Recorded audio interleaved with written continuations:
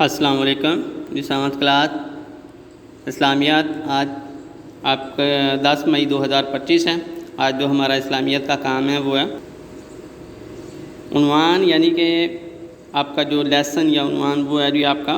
رسول اللہ صلی اللہ علیہ وآلہ وسلم کی تعلیمی سرگرمیاں، یعنی کہ رسول اکرم صلی اللہ علیہ وسلم نے تعلیمی سرگرمیاں کیسے کی، اور اس کے علاوہ جو حاصلات تعلم ہیں وہ ہے جی، یعنی کہ اصل وہ ہے سیرت طیبہ کی روشنی میں تعلیم اور تربیت کی اہمیت کو عملی زندگی میں اپنانا، یعنی کہ نبی کریم صلی اللہ علیہ وسلم کی زندگی سے ہم نے یہ سیکھنا ہے کہ ہم اپنی زندگی میں نبی کریم صلی اللہ علیہ وسلم کے بتائے ہوئے طریقوں کے مطابق کیسے تعلیم و تربیت اپنی اور اپنے بچوں کی کر سکتے ہیں۔ جی تو آپ کی جو ریڈنگ ہے وہ ہے پیج نمبر 47 سے، یہاں سے کرنی ہے اپنے نبی کریم خاتم النبی صلی اللہ علیہ وسلم صحابہ کرام کی تعلیمات و تربیت کے سلسلے میں مناسب اوقات کا انتظار کرتے تھے اور موقع محل کے حساب سے انہیں نصیحت کرتے تھے۔ آپ صلی اللہ علیہ وسلم واضح و ارشاد میں وقفہ سے واضح کا مطلب کہتا ہے کسی کو نصیحت کرنا تاکہ وہ بار بار کی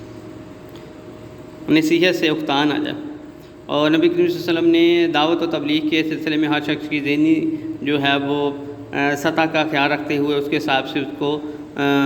تعلیم دیتے تھے،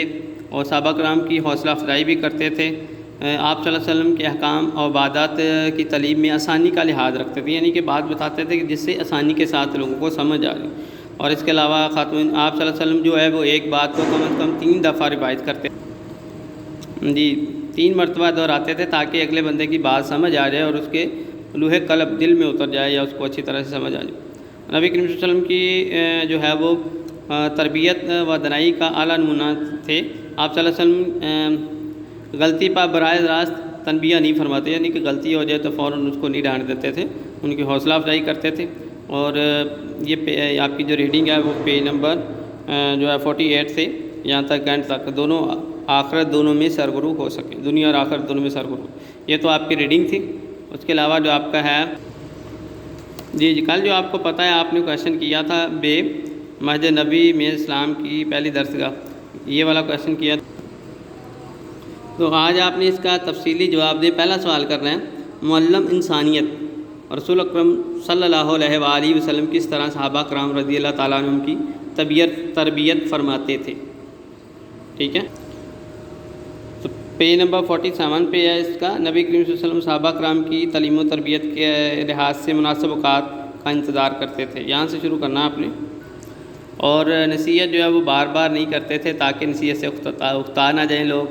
اور ہر کسی کی ذہنی جو ہے سطح کا خیال رکھتے تھے، نفسیات کے مطابق ان کے ساتھ بات کرتے تھے، اور آپ صلی اللہ علیہ وسلم جو تھے وہ ایک بات کو کم از کم 3 دفعہ روایت کرتے تھے تاکہ سننے والے کی بات جو ہے وہ اچھی طرح ذہن نشین ہو جائے اور اس کو سمجھ آ جائے۔ اور آپ صلی اللہ علیہ وسلم جو ہے وہ بات اور حکمت اور دنائی کے ساتھ کرتے تھے، غلطی پر براہ راست جو ہے وہ ڈانٹتے نہیں تھے، نرمی اور پیار سے سمجھاتے تھے تاکہ مخاطب حق بات قبول کرنے کے لیے آمادہ ہو جائے۔ آپ صلی اللہ علیہ وسلم کا ایک خاص اسلوب یہ بھی تھا کہ آپ لمبے اور طویل واضح و نصیحت سے گریز فرماتے تھے۔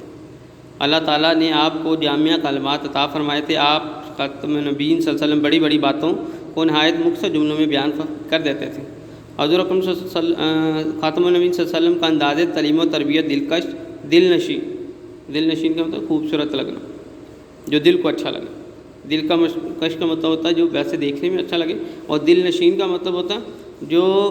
دل کو اچھا لگے، اور دل اویز تھا جس سے دل خوش ہو جائے، جو مخاطب کو اپنی زندگی میں خوشگوار تبدیلی لانے پر مجبور کر دیتا تھا۔ یہاں تک آپ نے لانگ جو 1 ہے اس کا آنسر یاد کرنا ہے اچھی طرح سے جی۔ لانگ 1 یہاں سے شروع کرنا ہے آپ نے، نبی کریم صلی اللہ علیہ وسلم صحابہ کرام کی تعلیم و تربیت، لانگ 1 یہاں سے لے کے پیج نمبر 48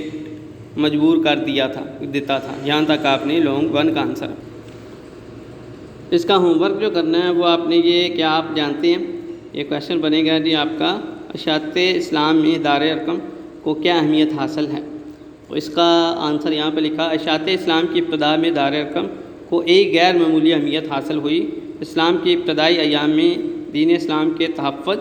اور آبیاری کا فریضہ جس گھر میں سر انجام پاتا رہا وہ گھر دار ارقم کہلاتا ہے۔ یہ گھر سیدنا حضرت ارقم بن ابی ارقم اور رضی اللہ تعالیٰ عنہم کا تھا۔ تو یہ آپ نے ہوم ورک کرنا ہے، یہ پہلے آپ نے کویشچن لکھنا ہے۔ شروع میں آپ کو عنوان اور حاصلات تعلم بھی بتائے گئے ہیں، جیسے آپ لوگ کلاس میں کرتی ہیں، پہلے عنوان اور حاصلات تعلم، اس کے بعد کویشچن لکھنا، اس کے بعد اس کا آنسر لکھنا ہے آپ نے، ٹھیک ہے۔ اللہ تعالیٰ آپ سب کا حامی و ناصر ہے۔